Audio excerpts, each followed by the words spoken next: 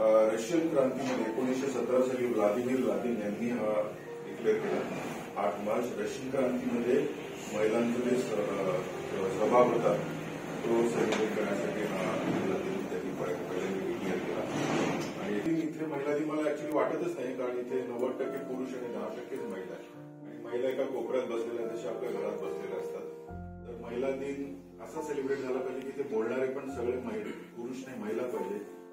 मला माहिती का आज किती महिला भारतात काम करतात? फक्त 35% महिला वर्कफोर्स आहे भारतामध्ये। तर जेव्हा हे आपलं 50%वर जाईल किंवा 60%वर जाईल, 50%च्या वर जाईल, तेव्हा कुठे हा खरा महिला दिन साजरा करण्यात योग्य राहील। म्हणजे महिला दिन साजरा करण्याची गरजच नाही पाहिजे मुळात, कारण स्त्री आणि पुरुष हे एकच आहेत।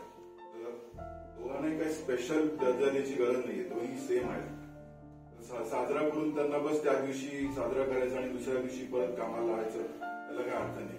तुमच्यापैकी किती जण घरी जाऊन स्वयंपाक करतात किंवा स्वयंपाक तुम्हाला येतो? करा, तेव्हा कुठे तो 8 मार्च महिला दिन सेलिब्रेट होईल एवढं बोलून